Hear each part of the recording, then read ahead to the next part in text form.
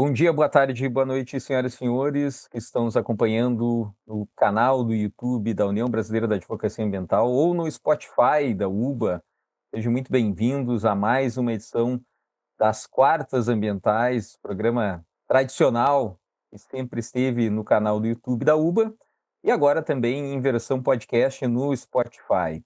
Estamos fazendo, junto aqui, eu, Alexandre Burman, que apresento este podcast, esse videocast, fazendo uma edição especial, falando um pouquinho sobre o mercado de carbono, a lei de mercado de carbono, e aspectos gerais e específicos desse assunto que está tão na moda para quem trabalha com direito ambiental e para você que é leigo, que está nos assistindo, que está nos ouvindo aí, tem um pouco de noção sobre o tema. Já fizemos a primeira edição desse tema específico, ainda faremos mais uma, mas hoje vamos falar com, novamente, né, a nossa diretora de acompanhamento legislativo da UBA, Luciana Viana Pereira, nossa advogada associada, e trouxe mais dois convidados, né? Um, nosso diretor da região norte, um local que acontecem muitos projetos no mercado de carbono, Luiz Antônio Monteiro de Brito, e também o Leonardo Freire, que é nosso colega advogado aqui de São Paulo,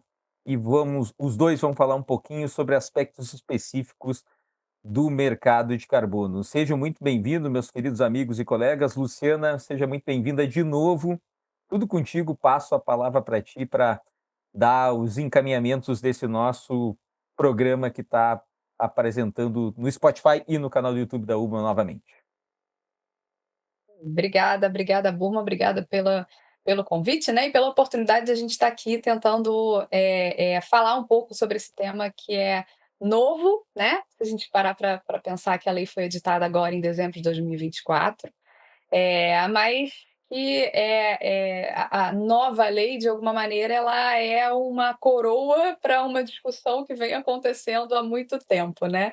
E que é sobre, enfim, sobre mercado de carbono, sobre o mercado regulado, voluntário, enfim, todos esses aspectos e essa expectativa que a lei acaba trazendo para o mercado de uma organização e de uma tentativa de alguma maneira, de dar o norte para que esse mercado continue acontecendo, talvez com mais segurança jurídica do que ele vinha tendo até o momento.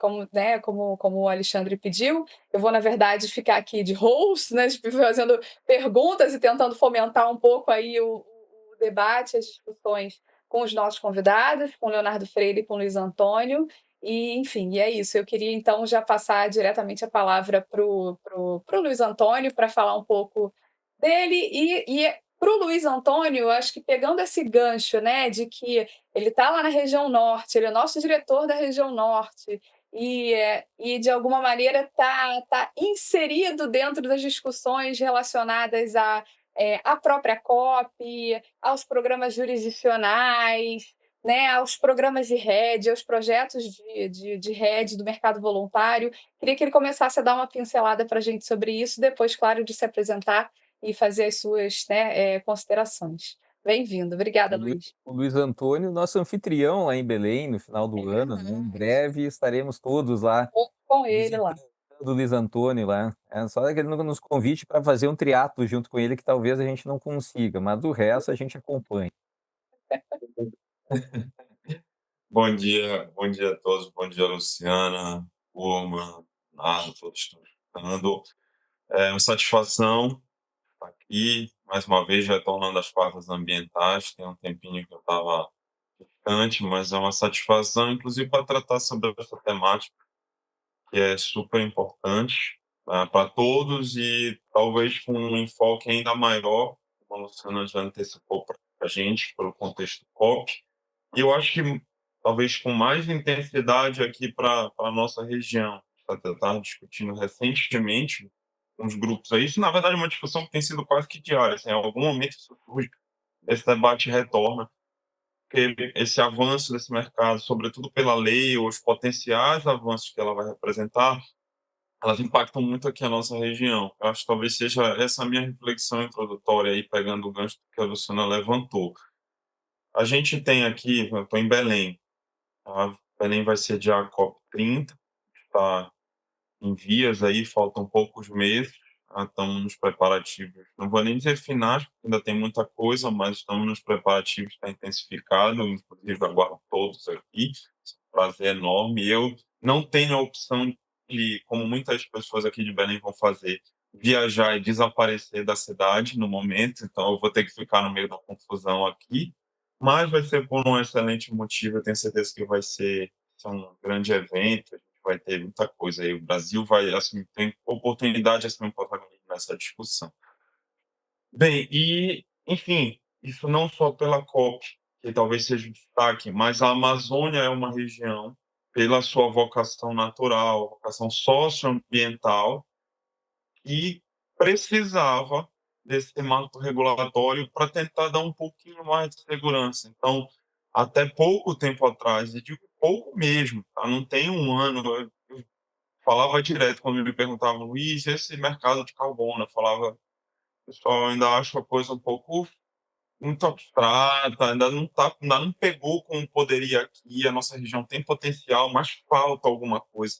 Ainda não era palpável, talvez, ou as pessoas tinham muita resistência, muita preocupação, ou às vezes a gente não conseguia dar o pragmatismo que precisava para explicar, porque a pessoa, eu quero fazer um projeto, quanto eu vou ganhar, ou como, o que que eu preciso, qual é a área que eu preciso. Às vezes isso não é, quando você começa com um depende que nós, advogados, não conseguimos explicar, porque é técnico, a coisa dificultava muito. Mas a Amazônia tem um potencial muito grande, pela extensão da área que é protegida e por ser uma área de pressão de desmatamento em vários dos seus pontos. Então, isso combinado intensifica muito o nosso papel nisso tudo, fora as grandes extensões com comunidades, que isso aí sim, e eu tenho certeza que a gente vai aprofundar isso ao longo da nossa conversa hoje, é uma segurança a mais que a legislação deu, fora a nossa questão fundiária, que tem muita coisa. Eu não vou me alongar, que afinal estou só introduzindo, mas já dá para antecipar que tem bastante coisa para a gente discutir. Isso é um prazer, gente. Muito obrigado. Obrigada, Luiz. É verdade, a gente começa com uma palhinha, né, aí pronto, aí agora já está todo mundo querendo saber todos os detalhes do que você vai abordar aí. A gente começou com uma palhinha, já está deu um spoiler da conversa. Bom, Léo, conta um pouco pra gente então, na verdade, já, por favor, se apresente, né, da forma como você, né, achar mais pertinente. Mas eu queria, né, aproveitar, já que a gente foi aqui do centro financeiro do país ao centro gerador dos ativos. Acabou que, sem querer, né, Alexandre, a gente uniu, o centro financeiro, né, que é de onde sai o dinheiro, para quem está ali, né, necessitando de desenvolver os projetos e que talvez seja um dos grandes receptores desse financiamento. Então, pegando esse gancho, Léo, conta para gente assim, como é que você vê, do ponto de vista dos aspectos financeiros da legislação, o papel dos agentes, né, especialmente o papel da CVM, o papel da seguradora, como é que está um pouco, né? Acho que o objetivo da gente conversar é um pouco assim, saber o que você tem visto aí dos agentes financeiros, né? E como é que eles estão atuando nesse mercado, qual é a expectativa que eles têm. E aí a gente, antes um pouco da conversa, a gente falou um pouco até sobre o mercado securitário, né? Que foi o único artigo que foi alterado na lei desde que ela foi editada foi justamente o artigo que trata das seguradoras para reduzir um pouquinho ali o percentual do montante em que elas vão investir nesse mercado. Mas se você puder, faz um panorama geral, conta um pouco para a gente sobre como é que esse mercado financeiro está se posicionando e qual é a sua expectativa e sua visão em relação a isso. Bem, primeiro, bom dia, boa tarde, boa noite. Vou aqui copiar um pouco a saudação do Burma. É um prazer estar com vocês, estar de volta aqui às quartas ambientais da UBA. Também andei um pouco sumido, mas, por favor, contem conosco. De verdade, um prazer muito grande. Eu, particularmente, sempre aprendo muito com as quartas ambientais. E, bem, estamos aqui de volta para expor aqui a parcela da nossa experiência recente nesse mercado, né, que compõe, aí, como você bem colocou, Lu. E aí eu não vou conseguir chamar você de Luciana, você me perdoe. É, eu, fazendo um rápido parênteses aqui, eu tenho muito orgulho de pertencer à UBA. É, trabalhei, trabalho, aprendo continuamente com todos vocês e tive a honra de poder trabalhar com muitos dos nossos colegas. Mas, enfim, voltando aqui, fechando um parênteses e voltando diretamente ao ponto que você colocou. Pois é, o mercado, assim, ele compõe diversos pontos de vista, né, dependendo da ótica do agente econômico que integra a cadeia de valor, né, desde a da originação, desenvolvimento, a certificação, registro, seus intermediários, a comercialização e o comprador, usuário final. Isso numa cadeia, vou chamar de um pipeline simples, né, de emissão de um crédito, basicamente no mercado voluntário, né, que é o ambiente de acesso de projetos brasileiros hoje em dia, tradicionalmente, antes da lei. Esse é o pipe tradicional, mas que ele pode ser sofisticado, né? Você pode incluir aí outros investidores, financiadores, tem as questões as empresas de seguro, resseguro também, enfim, a lei também coloca agora, traz para a mesa as entidades privadas, desculpa, as entidades abertas de previdência privada. Enfim, dependendo, isso que eu acho que é importante colocar, né? Acho que dependendo do foco da lente que a gente analisa o mercado, surgem múltiplas questões e eu acho que é natural, né? Isso é um processo natural. Eu vejo o mercado ainda como um processo em construção. A gente precisa atuar em conjunto, todos nós, advogados, né? Dependendo do momento que a gente esteja, em qual lado da mesa, a gente precisa atuar em conjunto porque é um mercado que vive de credibilidade e segurança. Então, a gente, para poder tracionar, para a gente poder tornar esse mercado efetivamente líquido e alcançar, né, os níveis de liquidez, perdoem aqui a redundância, a repetição, mas a gente precisa atuar em conjunto para dar essa segurança e credibilidade, independentemente da ala que a gente esteja. Assim, minha experiência recente, a gente pode aprofundar, não vou estender agora, mas assim, claro, acho que até o Luiz pode falar melhor e a gente acompanha, né? O primeiro elo da cadeia, a originação, a geração, ela está muito focada, né? Está muito concentrada no norte do país, por uma questão de custo de oportunidade em relação, principalmente, aos projetos de conservação florestal, né? RED+, a UD menos, a PD mais hoje em dia, por conta de precificação, mas a gente vê ainda as outros elos da cadeia ainda deslocadas e pulverizadas pelo país. E aqui em São Paulo, apesar do sotaque, estou refugiado aqui há uns 10 anos. Gosto muito de São Paulo, enfim, me adaptei muito bem.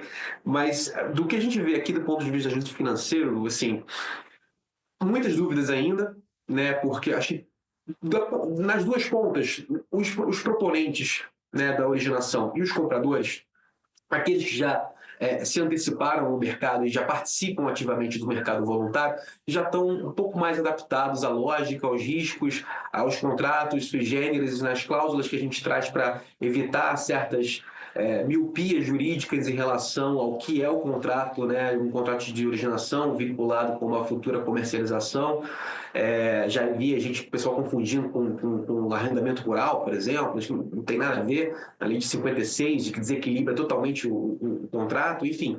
Mas fato é que, assim, esses participantes, a meu ver, estão um pouco mais habituados e, enfim, têm suas dúvidas naturais, mas vão esperar a regulamentação da lei, etc. Agora, do ponto de vista dos agentes financeiros específicos, né, intermediários e os bancos, instituições financeiras, eu acho que a lei realmente ela ajuda a tracionar mais. Eles agora, bem, você não só a lei, né, você tem um conjunto de medidas legais e infralegais, desculpa, que ajudam a alicerçar esse arcabouço regulatório. A gente pode falar mais, né? CVM agora ativamente, né, regulando a divulgação de informações financeiras ligadas à sustentabilidade. A gente tem S1 e S2 entrando. Você tem discussão agora de tratamento contábil dos créditos de carbono também pela CVM. E tudo isso em conjunto, né, a possibilidade agora de utilizar o FIAGRO para integrar, né, como um novo veículo de comercialização de créditos. Acho que tudo isso é novo e precisa ser conjugado com a lei. Acho que falta um pouco também da nossa parte, e isso muito me interessa, esse diálogo. Como que a gente integra, né, o que está estabelecido na lei com o arcabouço infralegal que vem sendo construído passo a passo. Existem alguns os pontos muito interessantes de convergência, que acho que talvez pouco explorados, a gente pode avaliar aqui, mas existem outros também um pouco descasados, né? A questão de a natureza jurídica, se é fruto cível quando o lastro é conservação florestal ou quando não é. Bem, agora então, quando é ativo incorpóreo, financeiro, que no momento da cadeia, né, antes do registro, existe alguma natureza jurídica latente em relação ao crédito, ou só após a certificação do projeto, registro dos créditos, você então tem efetivamente um ativo. Esse ativo é corpóreo, incorpóreo, né, intangível, intangível, quando capitaliza, vira estoque, não vira estoque, enfim. E aí a gente começa a sofisticar essa discussão para entender como que a gente integra todas essas cadeias e pode realmente alcançar o que a gente estava falando no início da conversa aqui, me estendi um pouco, desculpa, que é em conjunto estabelecermos entendimentos que facilitem, né, que facilitem o negócio pro-business para os clientes e, ao mesmo tempo, faça o ganha-ganha que a gente está esperando no mercado e chegue à liquidez que a gente almeja. Tem muitas questões, depois a gente pode falar mais do artigo 56, que eu acho que é um ponto, é um bom teste. Acho que a palavra é essa. É um bom teste porque a gente precisa de bons projetos, né, para desaguar essa reserva técnica, e essa que é a pergunta latente, será que o mercado consegue abastecer, né, 0,5% de reserva técnica de todas as seguradoras? E por outro lado, gera uma demanda, né, uma demanda firme que você tem, gera uma oportunidade. Né? Se é um teste, é uma oportunidade. Exato. Então, para todos aqueles outros proponentes e desenvolvedores, né, agora também você tem mais um grande player aí na jogada. Então tá. Então agora, já que a gente está falando né, pincelou um pouco sobre esse comprador obrigatório que a lei criou, a gente vai falar um pouco mais sobre isso. Eu tenho várias dúvidas a respeito desse tema, dúvidas, enfim, de aplicabilidade. Eu acho que você já tocou numa grande delas, né, Léo? Que é assim, será que o mercado ele é capaz de suprir isso? Será que as pessoas têm a dimensão de que significa 0,5% das reservas técnicas, né? Que tipo de projetos são esses?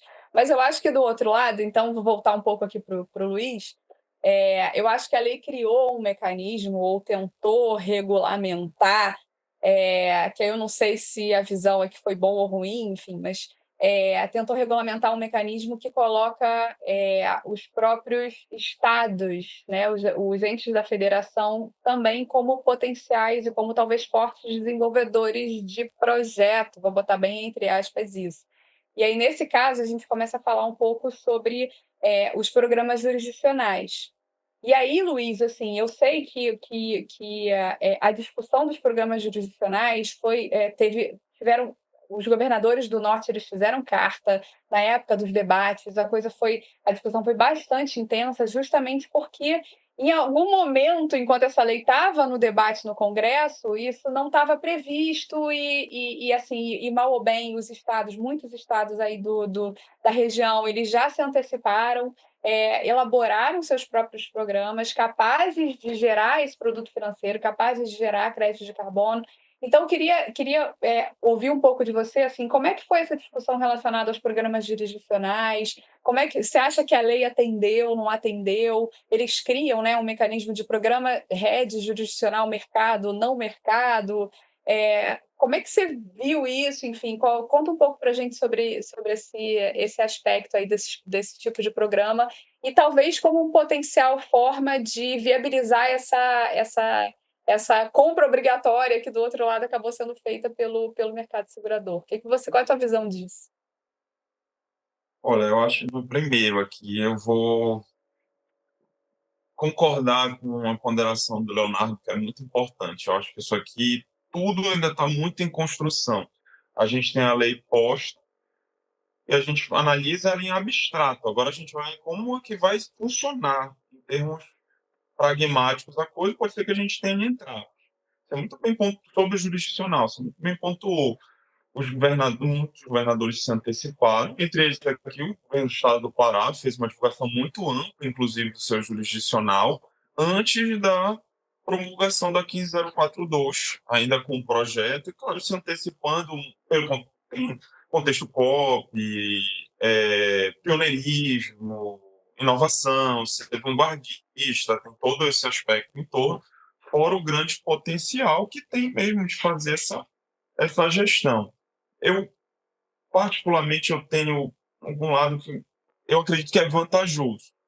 Quando a gente pensa aqui num contexto do estado do Pará, se a gente bota macro Amazônia, a quantidade de áreas públicas é bastante extensa, tá?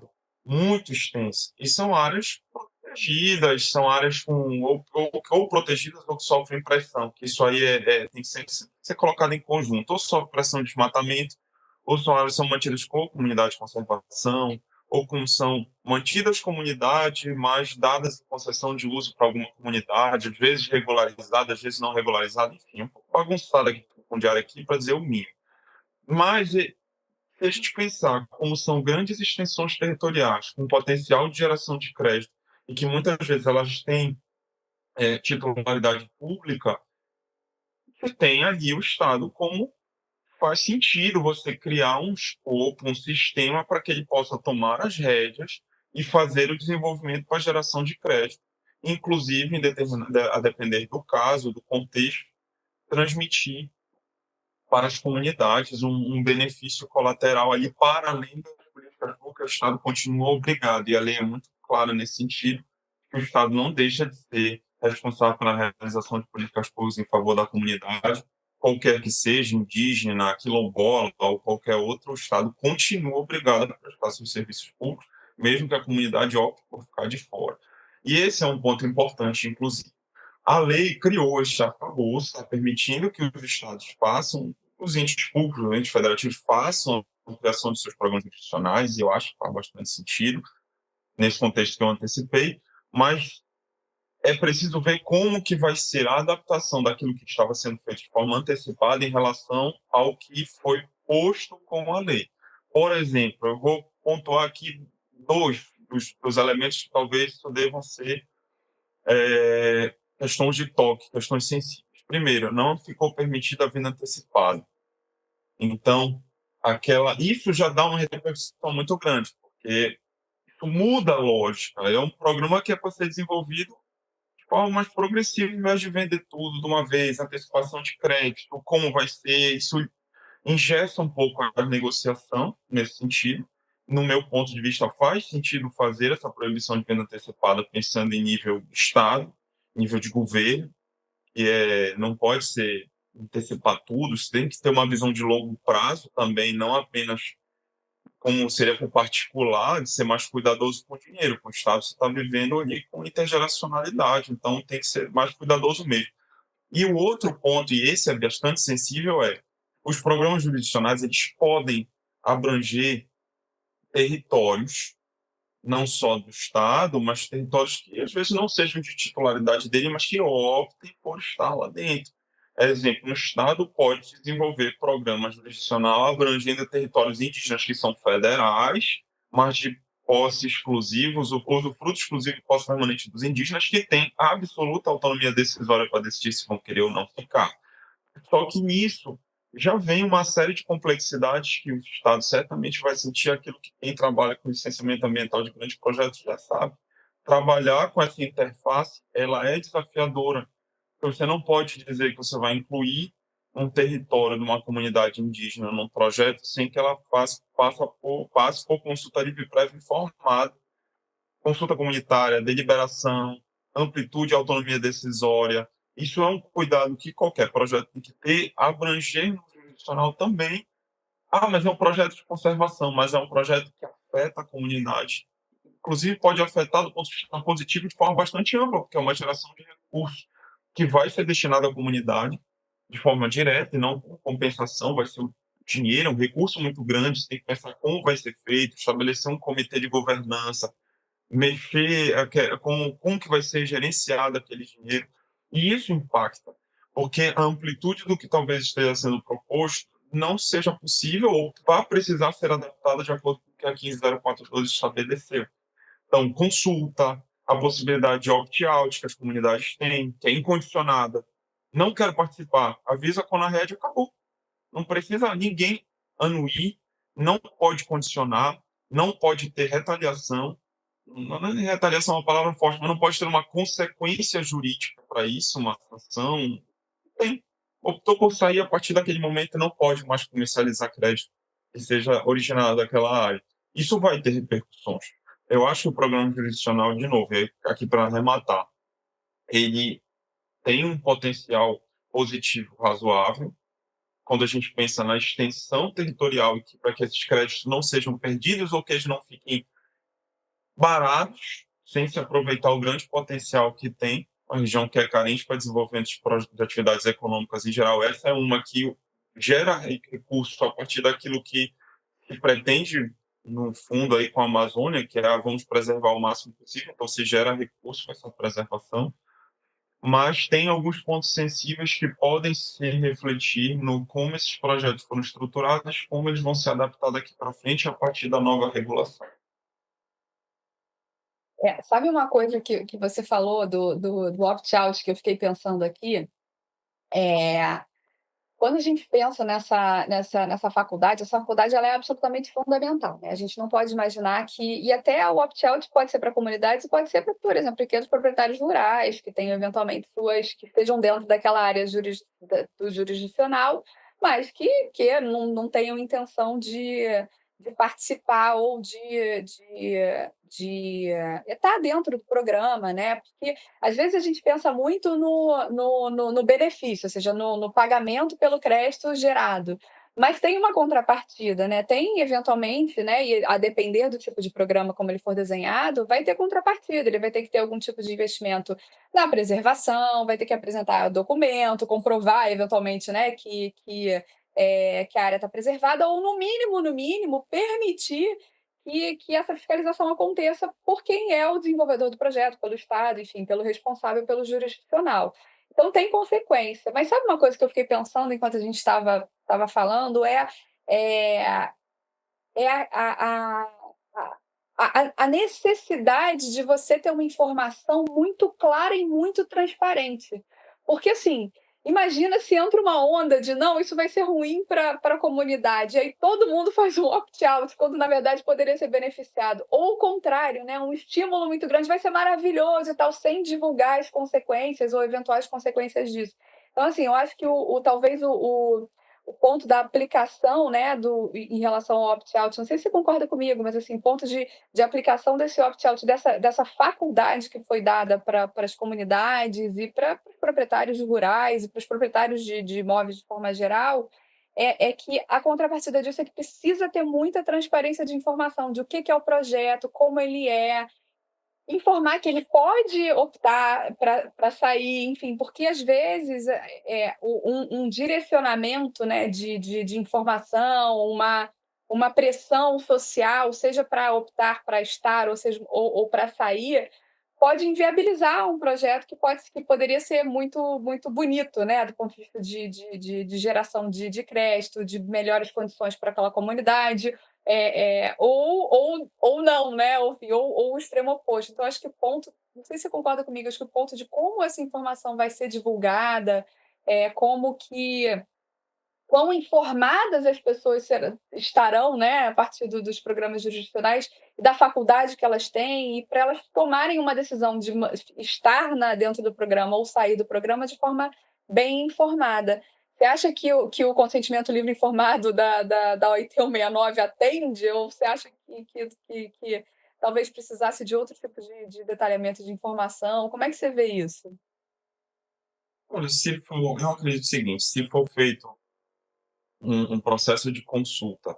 Porque assim, a gente pensa, a OIT 169 ele é um marco referencial de, olha, você tem que fazer consulta livre pré-informada, mas a gente não tem nem o detalhamento de como é, que é feito, a gente sempre tem problema com relação a isso. Licenciamento aqui, que eu acompanhe, todos aqueles que de alguma forma envolvem a comunidade, 10 de 10, eles têm algum tipo de acirramento em algum momento, não com a comunidade, mas muitas vezes com agentes externos, pelo cenário de incerteza. Eu acho que aqui não vai ser diferente.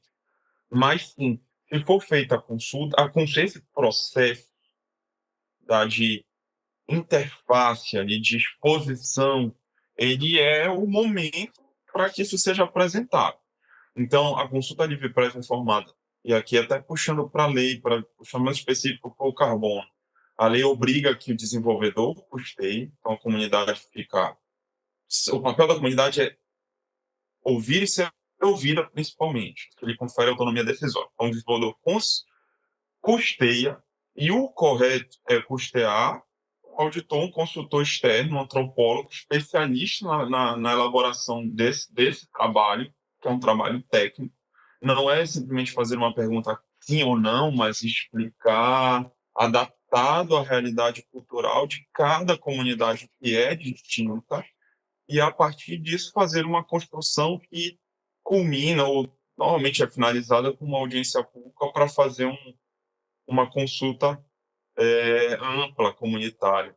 Mas ver como isso é bastante sensível, porque cada comunidade tem um perfil diferente. Então, você vai ter, por exemplo, comunidades indígenas, em que a consulta é feita com todos, mas internamente a decisão para a própria comunidade, ela, na verdade, ela vai ser muito decidida a partir do que os caciques decidem, porque é um cenário meio que de respeito. Não é sem dizer se é hierárquico, mas é uma questão de organização social mesmo.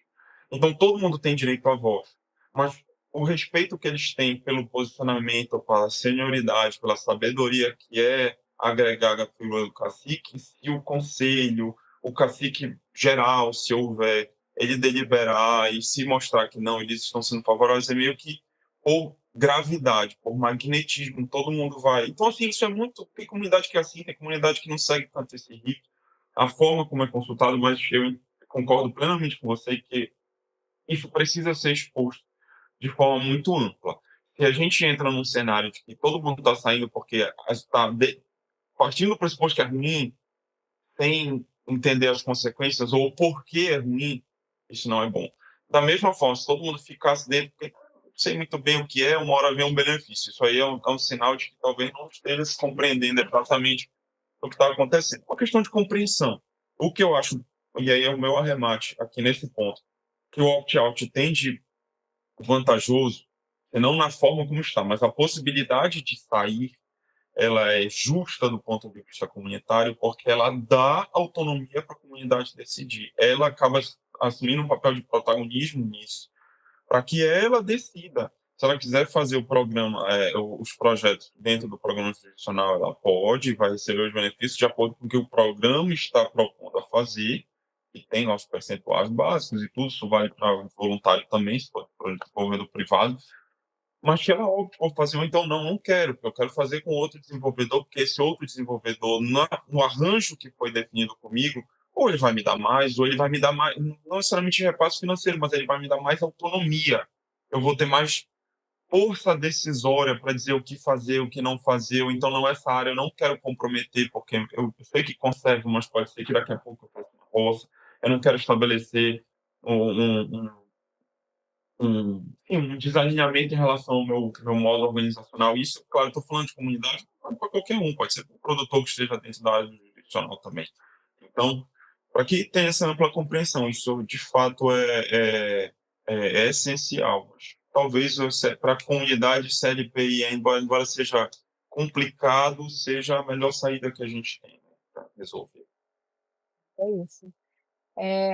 Léo, o que que você assim, do outro lado então, né, a gente está falando, fala um pouco dessa ponta, né, da própria originação, da geração do crédito e desse player que entra, né, no mercado, sendo os próprios estados, enfim, alguns já estão desenvolvendo seus programas, alguns já têm crédito para vender, como a gente sabe, por exemplo, né, acho que o estado do Acre, eles têm crédito, estão comercializando isso no mercado, enfim, tem alguns outros estados que já estão, que desenvolveram projetos com a antecipação de recurso, né, como o Luiz falou, que agora a lei veio proibindo de uma maneira muito rígida. Como é que o mercado está vendo isso? Você tem visto, assim, especialmente esses players financeiros, eles têm o papel do desenvolvedor privado, dos projetos privados, dos projetos dos governos? Como é que eles estão preparados para absorver isso? Enfim, e além só dessa discussão, assim, fala um pouco mais para a gente sobre até os produtos financeiros que estão tentando incluir, quais são os requisitos, critérios, como é que isso está sendo debatido do lado de lá, do lado do comprador, não do comprador que vai aposentar o crédito, né, mas do comprador que está ali interessado em ter ele como um ativo mesmo, como um produto dentro da sua carteira. Joia, Lu. Estava aqui ouvindo atentamente também os comentários do Luiz. Tem debate, tem interesse para qualquer ponto da lei que a gente observe, né? Bem, eu ainda acho que o mercado voluntário continuará exercendo um papel mais predominante nas relações comerciais, pelo menos até a gente ter a guinada efetivamente, né, nos próximos 3 anos, né, que é o tempo aí de maturação para a regulamentação da lei. Do ponto de vista do comprador, né, você falou bem, assim, quem compra crédito carbono, na minha visão, tem 4 aplicações corporativas. Né? Ele vai neutralizar esse crédito para, né, obviamente, compensar suas emissões inventariadas. Ele pode apostar no mercado secundário, como você colocou bem. Minha visão pessoal, que a gente, a despeito de certos, vou chamar de novo de testes que o mercado passou recentemente, eu acho que são testes positivos. Eu acho que bons mercados em construção precisam passar por esses testes. E eu, pessoalmente, não vejo crise. Eu vejo alguma guerra de narrativa, tudo bem, normal, mas eu não vejo crise. Mas, acima de tudo, e a despeito de alguns fatores circunstanciais, de política externa de alguns players importantes, estruturalmente, acho que os fatores estão muito presentes para alavancar o mercado, né? Assim, eu brinco que o mercado acho que só morre se a gente tirar da equação as mudanças climáticas. Então, como é dado pela natureza, imposto, né, pela natureza, esse é o primeiro fator estruturante. E eu acho que a lei é outro fator estruturante que cria essa demanda. Né? Então, o comprador ele pode também colocar em secundário. Agora, né, até o final do ano, a gente espera que tenha a regulamentação das obrigações climáticas pelos emissores brasileiros de mais de 10 mil toneladas este ano. Então, já vai também impulsionar essa compra para neutralização, aquela primeira aplicação corporativa. A segunda, mercado secundário, como é que a gente está vendo isso? Como é que os agentes financeiros estão vendo isso? Bem, é o famoso e velho bom comprar na baixa para vender na alta, né? Assim, e eu acho que a gente está num bom momento, talvez, né? Que não sou eu que estou dizendo, né? Os analistas financeiros, né? Que colocam a cada ano que passa e a janela de 2030 de 2050 de Paris se fecha, isso tende a pressionar, né, a precificação do carbono. Mas essas demandas criadas artificialmente por lei, pela obrigação climática, acho que tudo isso em conjunto, e quem sabe a gente tem aí uma regulamentação do mecanismo de interoperacionalidade do artigo 6º na COP desse ano, que seria sensacional, né? Integrar mercados, e aí sim a gente, né, pressionar ainda mais o preço. Eu acho que tudo isso em conjunto sinaliza um horizonte interessante para a secundária. E esse comprador ele pode olhar também para outras questões, né? Outra aplicação que eu acho interessante para compra de crédito, hoje no Brasil, você já tem alguns municípios e estados, né, com iniciativas, diferentes formas de você monetizar carbono, que não simplesmente ir colocando numa venda bilateral, né, ou numa plataforma de comercialização, registro, etc., privado, no mercado voluntário. Por exemplo, aí no Rio temos o ISS Neutro, que eu acho um programa bárbaro, né? Assim, como monetizar carbono a partir dos instrumentos hoje já disponíveis, sem necessariamente legislar sobre crédito de carbono. É uma forma dessas empresas também conseguirem rentabilizar esse intangível que está passando, está ficando na mesa, né, até então. Enfim, existem múltiplas formas de fazê-lo. Agora, tem que analisar, é claro, a pergunta do milhão sempre é assim, em relação à integridade do projeto. Né? Nos rédios jurisdicionais, o Luiz tem mais competência, sem dúvida, para analisar, mas eu vejo que do ponto de vista da demanda dos compradores ou até dos intermediadores, ainda não é uma prioridade, né? Como depende da regulamentação também, acho que isso não é um foco imediato. Eu acho que o mercado está muito concentrado em comercializações bilaterais ou, né, via os grandes, as entidades certificadoras barra registradoras de créditos no mercado voluntário. Então, acho que por isso ainda tem uma grande relevância. E eu acho que a lei foi bem até em tirar o corpo, né, no movimento de autocontenção. E reconhecendo o mercado, que acho que era importante também, você ter uma sinalização até para as instituições financeiras, né, de que, olha, isso aqui legal, está no jogo, mas não vamos adentrar muito. E aí é contrato, né? Acho que aí venha muito a nossa atuação de como que a gente fortalece e protege esses contratos. No cenário atual, acho que o que a gente menos quer é uma judicialização de contrato, mas existem questões por trás que a gente precisa trabalhar, né? O que a lei vem colocar e dar segurança nessa comercialização, acho que é interessante, né? Falando um pouco aqui detalhe mais jurídico, né? Primeiro que eu acho que a questão do fruto cível, né, da natureza jurídica do crédito urbano como fruto cível, eu acho que foi uma pequena atrapalhadinha, minha opinião pessoal, né? Eu acho que não, não é. Eu acho que foi uma questão muito mais para tentar defender titularidade, aquela velha discussão de titularidade, do que definir a natureza jurídica, né? Para dizer o seguinte: olha, tá bom, é acessório ao ativo físico. E se não houver disposição em contrário, logo o acessório segue o principal, a titularidade pertence ao proprietário, no caso, ao proprietário da terra, se, né? Por isso que a gente deve, pelo menos, só ressalvar, se era possível, no caso de projetos de conservação florestal.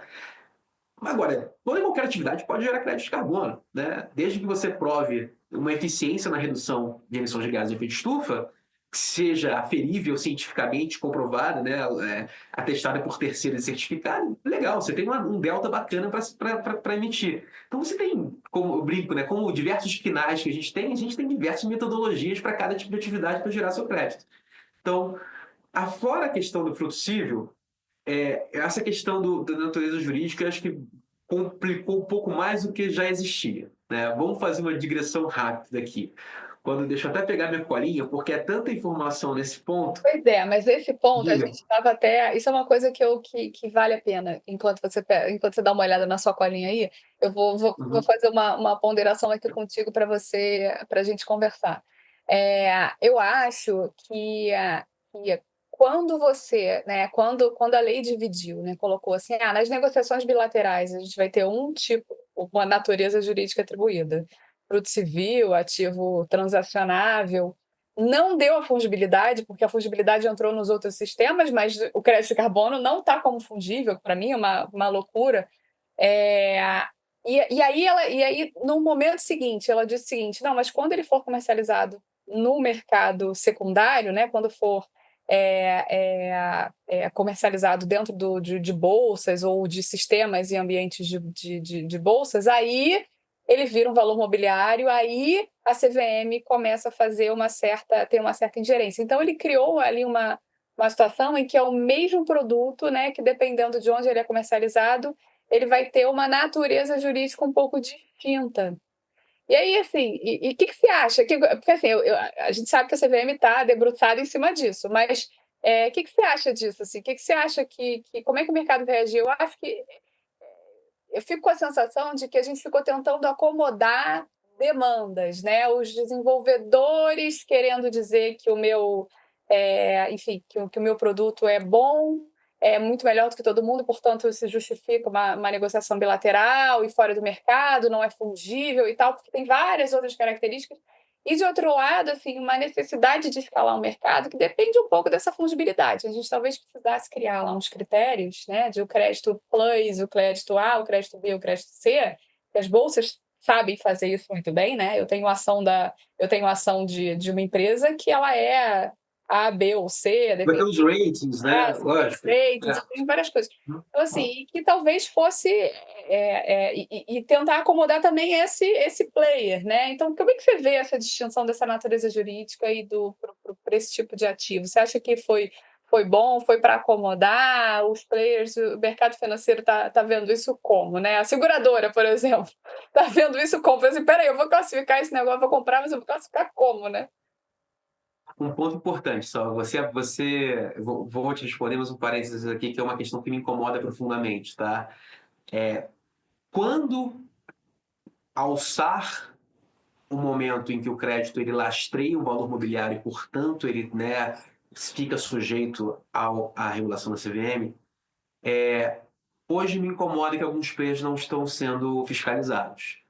Hoje me incomoda, né, que as rates. Se a gente fosse para um cenário de regulação de mercado de capitais natural, você tem as auditorias sendo reguladas, submetidas à CVM. Né? Você tem aí também as agências de rating também, ainda que indiretamente. Agora, e a gente está falando de uma moeda, no final das contas, né, de lastro intangível, que precisa dessa certificação para se tangibilizar, talvez não seja isso é meu pessoal, tá? Não seja algo ainda discutido de forma suficiente no mercado. Mas me incomoda um pouco alguns players da cadeia ainda não estarem sob o guarda-chuva da CVM, tá? Principalmente por questão de integridade desse lastro final futuro. A solução vai ser privada, contratual, vai chegar na hora da escrituração que seja, né? Caberá a nós proteger, mas isso é um parênteses rápido que acho que a CVM tem encaminhado bem, com erros e acertos, mas é um ponto que eu acho que a gente precisa dar uma lupa maior agora na continuidade dessa regulamentação, né? Olhar para... Eu fico um pouco receoso, né? Inclusive nessa, né? Classificação, rates, enfim. Mas voltando ao teu ponto, o que a gente descendo o que foi estabelecido pela lei e conjugando isso com o que já tinha sido estabelecido em outras legislações e infralegal, como que aparentemente me parece que hoje é o cenário, tá? Naquele pipe que a gente falou, né? Originação, desenvolvimento, certificação / registro, comercialização, aposentadoria, pipe bem simples. Me parece que é o seguinte: até o registro, né? Certifica-se o projeto, registra seus créditos, não há ativo. Existe ali um potencial direito, né? Existe a cobertura, existe a redução de emissões de gases de efeito estufa fisicamente exercida pela cobertura florestal, só que ainda não está registrado. A partir do momento que é a certificação do projeto e o registro, aí sim, aí eu acho que você tem a constituição do crédito de carbono na modalidade de ativo não financeiro, pelo que hoje é estabelecido pela CVM, pela 223 do final do ano passado, em 24 de dezembro, se não me engano. Né?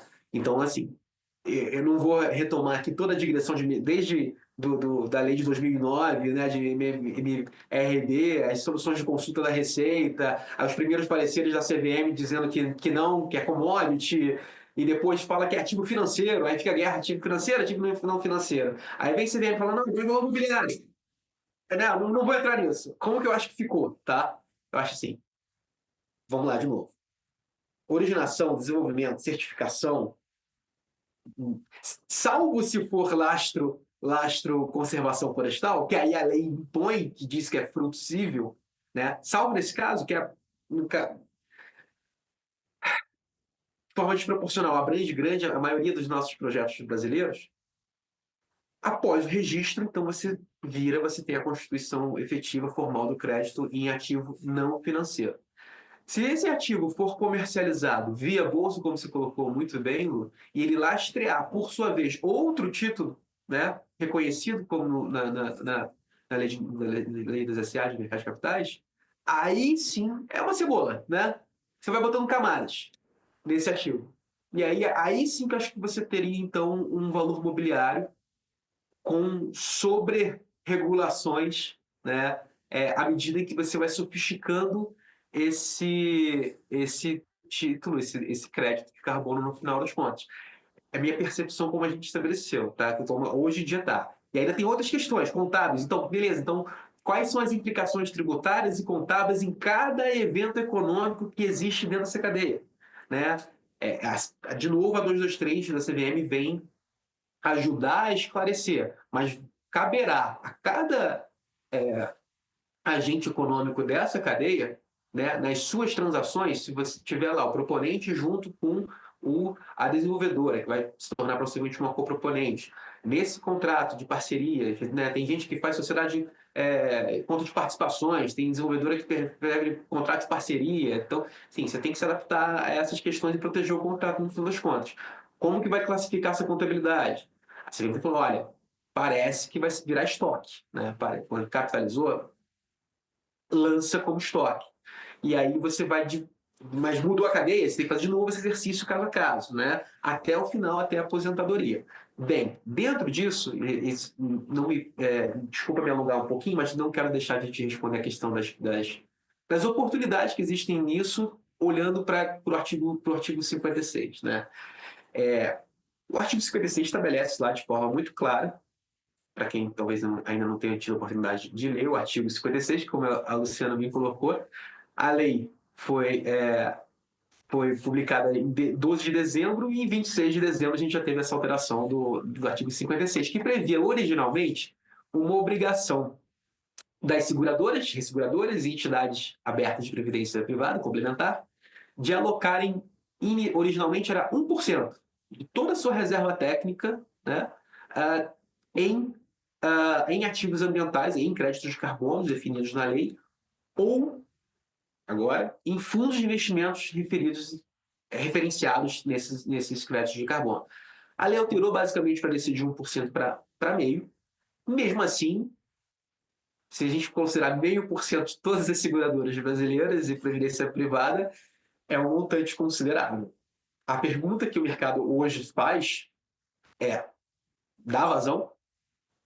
Tem crédito, tem projeto suficiente para poder abastecer? E aí acho que, bem, oportunidades surgem para as desenvolvedoras, oportunidades surgem para os proponentes de fazerem parcerias diretas, de repente, com as seguradoras, com as resseguradoras. As seguradoras e seguradoras podem também, né, fazer um movimento proativo de buscar financiar os seus próprios créditos para poder atender essa obrigação legal. E tem um meio campo que eu acho que aí a intermediação financeira, né, é fundamental.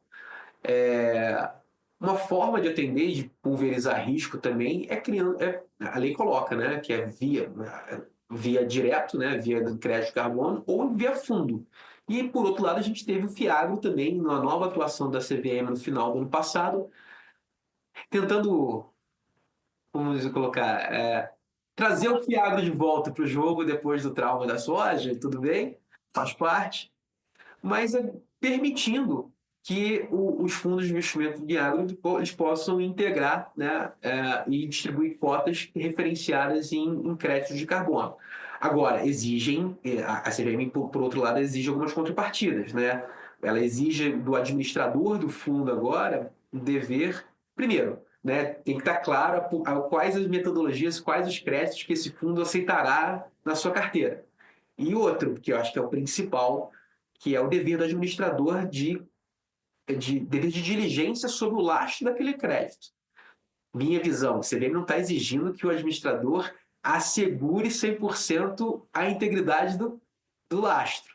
Ele está dizendo que tem um dever de diligência. Exato, nem poderia. Um dever de diligência de controlar, de exercer, para entender a compatibilidade, né, daquele crédito se efetivamente representa aquela redução com base na metodologia anunciada pelo fundo. Bem, feito isso, eu acho que fica um cenário bem interessante a gente começar, de repente, a explorar o FIAGRO, seja pelas próprias seguradoras ou seguradoras que queiram, né, criem seus próprios e diversificar, comprar de múltiplos fornecedores para integrar esse crédito, ou para as instituições financeiras entrarem em parceria com as seguradoras e fazer essa intermediação diretamente com as desenvolvedoras poderem criar seus próprios fundos, se for o caso, também começar a horizontalizar mais essa cadeia.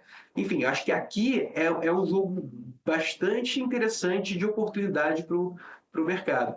Agora, a ver, né, qual que vai ser a consequência final, eventuais penalidades, caso não existam. Tem outras questões que me incomodam na lei, assim, eu acho que o órgão gestor está muito sobrecarregado, eu acho que tem muita competência concentrada no órgão gestor, isso acho que atrai alguns alguns riscos, vou colocar dessa forma, de conflito de interesse em relação aos créditos que vão ser, né, registrados dentro do SBCE.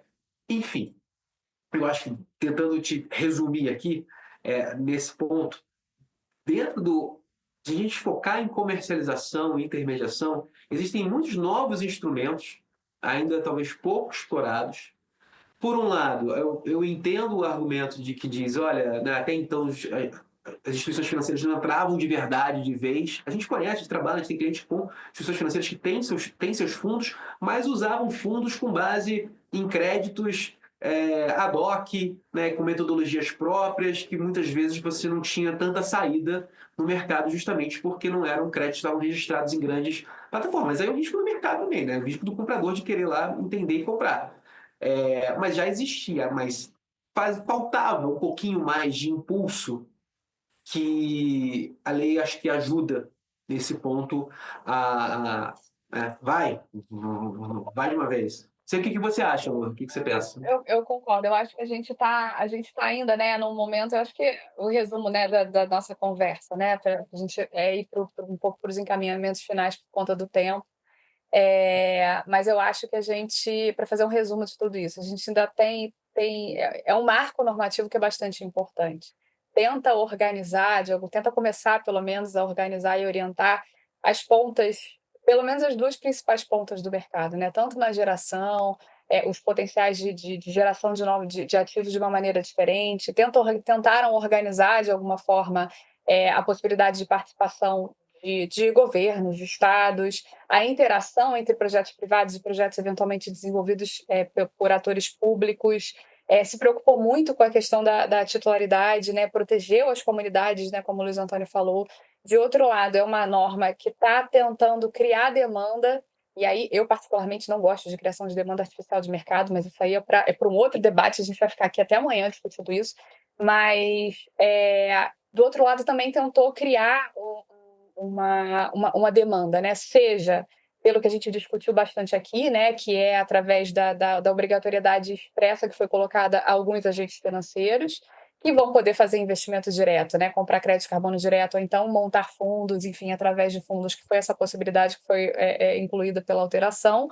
É, mas ainda depende muito, ainda está muito que em construção, né? Eu acho que assim, eu acho que o resumo dessa conversa, se eu pudesse tentar fazer, é que a gente tem um normativo que tentou regulamentar, que tem alguns problemas que deverão ser tratados na regulamentação, ou seja, a segurança jurídica ela não está assegurada pela livre e única existência da lei. A gente tem um caminho ainda a percorrer. Agora, claro, foi um bom passo, foi um primeiro passo dado. Eu acho que com isso, pessoal, eu sei, desculpa estar no tempo, eu queria só que vocês fizessem eventualmente, enfim, só considerações finais. Obrigada demais pela participação de vocês.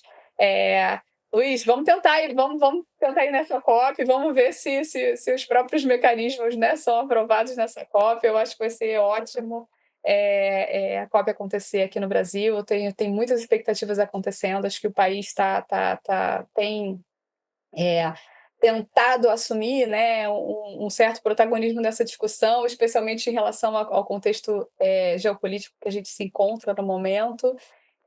Então, sim, super obrigada e eu acho que se vocês quiserem fazer só considerações finais, fica aberto aí para vocês. 30 segundos. Nossa, bem breve, Meu pressão. favorito, Só meu malvado favorito. Então, gente, 30 segundos. Eu vou agradecer de novo a oportunidade, dizer que foi uma satisfação estar aqui participar dessa conversa com o Luciano, o Leonardo, o Uma também que nos acompanha aqui, todos. E, como longo da expectativa da Luciana, eu espero que a COP nos confira esse protagonismo que a gente precisa.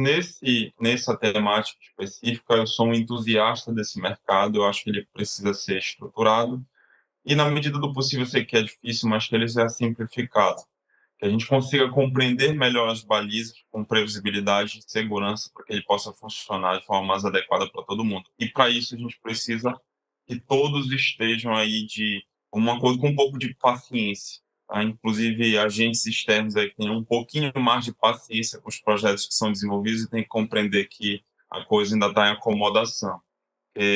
senão é muita gente, muita pedra para jogar e muita em vidraças que estão pouco estruturadas ainda. Mas é isso, gente. Muito obrigado. Espero que estou à disposição para próximos debates. Foi um prazer mesmo. Obrigada. 30 Fala, segundos. Léo. Rapidamente, tentarei em menos de 30 segundos. Primeiro, obrigado de novo pela oportunidade, Alexandre, Luciana, a todo o time da UBA. Obrigado pelo pessoal do Diogo com o apoio aqui. Luiz, um prazer ouvi-lo, aprender contigo aqui. Me senti honrado de poder compartilhar esse momento com vocês. E no final, assim, o que eu sempre falo, eu acho que o potencial é enorme, né? Vamos ver se dessa vez a gente não perde a oportunidade para converter em realidade. Acho que capital não falta de verdade, a gente vê aqui no escritório, interesse externo querendo investir no Brasil diretamente não falta, não falta. Falta bons projetos de alta integridade e segurança. E eu acho que nesse ponto a gente tem um grande papel a exercer. Eu digo, eu tenho plena convicção que só juntos mesmo, nós advogados, né, analisando e colaborando um com o outro, independentemente da ponta da mesa, mas como a Luciana me colocou, né, a lei também não vai entregar tudo, e nem deve, né, minha convicção pessoal, acho que nem deve entregar tudo. A gente precisa também, né, ajudar muito na interpretação e colaborar um com o outro para juntos conseguirmos construir esse mercado e atingir essa liquidez, converter esse potencial em realidade que a gente tanto espera, e certamente isso vai gerar um ganha-ganha para todos os stakeholders envolvidos na cadeia. Obrigado, pessoal. Obrigada, pessoal. Obrigado, pessoal. Obrigado, Luciana, por mais essa condução, Leonardo e o Luiz Antônio por engrandecer esse debate sobre o mercado de carbono, que ainda volta em mais um encontro que a gente vai gravar aqui na nossa plataforma do YouTube e também no Spotify, que vocês ficarão disponíveis nas quartas ambientais da UBA. Sigo as redes sociais, não só da UBA, mas também dos nossos colegas, né, do Luiz Antônio, do Leonardo, da Luciana, que sempre lá estão pontuando os assuntos mais atuais em relação ao direito ambiental, mercado de carbono, ESG e tantos outros assuntos.